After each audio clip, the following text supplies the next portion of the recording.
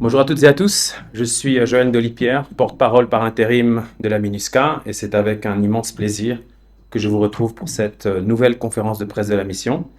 Que vous soyez ici dans la salle à Bangui ou à l'écoute de Radio Guira à travers la République centrafricaine, soyez les bienvenus.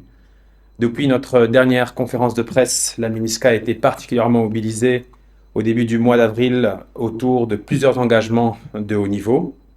À cet égard, la mission a accompagné la visite en République centrafricaine d'une délégation de la Commission de conciliation de la paix des Nations Unies conduite par son président, l'ambassadeur Omar Hilal, en présence de la sous-secrétaire générale chargée de la consolidation de la paix, Madame Elisabeth Spear.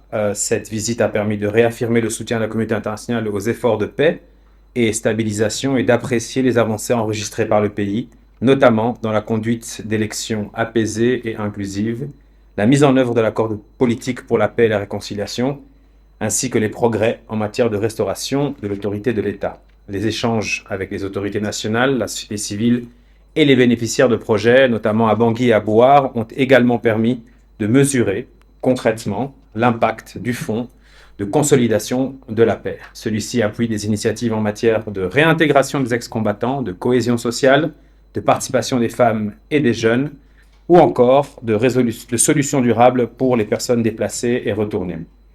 Sur le terrain, ces projets contribuent à fournir des moyens de subsistance, à renforcer le vivre ensemble et à prévenir les tensions au sein des communautés.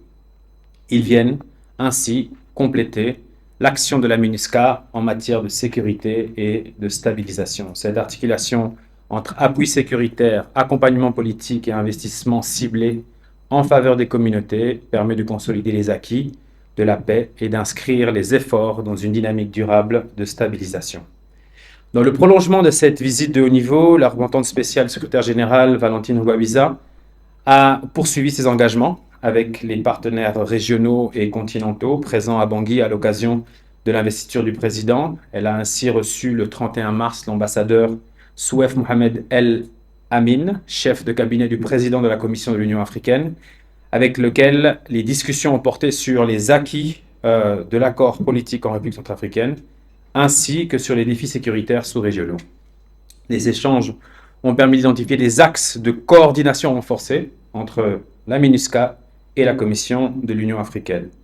La représentante spéciale a par ailleurs tenu sa première rencontre avec le président de la Commission de la Communauté économique des États d'Afrique centrale, CEAC en sigle, M.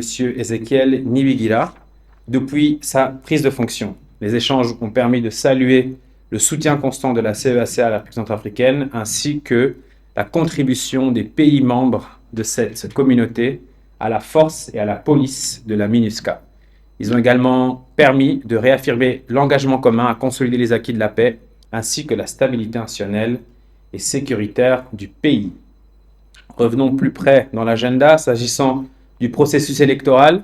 La MINUSCA poursuit son appui aux autorités nationales en vue de la tenue du second tour des élections législatives et des élections partielles prévues le 26 avril prochain. Le 8 avril, l'Autorité nationale des élections a réceptionné à l'aéroport international de Bangui environ 9 tonnes de matériel électoral sensible, comprenant notamment les bulletins de vote et les procès-verbaux. Ces équipements acquis avec l'appui du Programme des Nations Unies pour le développement, PNUD en sigle, à travers le panier de fonds électoral, ont été sécurisés par la MINUSCA en amont de leur déploiement. Depuis le 11 avril, ce samedi, la mission assure l'acheminement de ces matériels sensibles, ainsi que des kits électoraux vers les zones de l'intérieur du pays. À ce jour, plus de 21,7 tonnes de matériel ont été déployées vers plusieurs préfectures, notamment là, en Basse-Koto, dans le Hombomont, le Mbomont, la Ouaka, la Nanagribisi, l'Ouamfafa, la Limpende et la Vakaga. Parallèlement, dans le cadre du plan intégré de sécurisation des élections, la MINUSCA, en étroite coordination avec les forces de défense et de sécurité centrafricaines, consolide les mécanismes sécuritaires au niveau national et préfectoral. Cela inclut notamment le déploiement progressif de forces de sécurité intérieure aux côtés des FACA dans les zones électorales, le renforcement des patrouilles conjointes et la sécurisation des sites sensibles.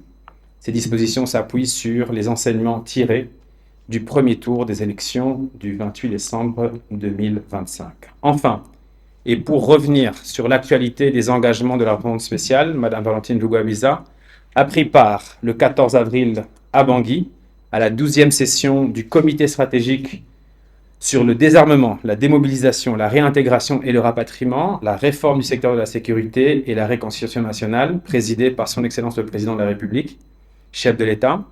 Cette session a permis de dresser un état des lieux des avancées enregistrées dans la mise en œuvre de l'accord politique pour la paix et la réconciliation, notamment avec, depuis juillet 2025, le désarmement et la démobilisation de 1331 ex-combattants issus des groupes 3R et UPC essentiellement, ainsi que la dissolution de 11 des 14 groupes signataires de l'accord politique.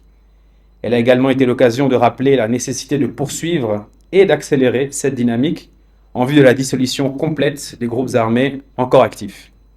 Dans son intervention, la rencontre spéciale secrétaire générale a souligné l'importance d'inscrire ces efforts dans une approche globale, combinant désarmement effectif, réintégration socio-économique durable des ex-combattants et renforcement des capacités institutionnelles et opérationnelles des forces nationales de défense et de sécurité.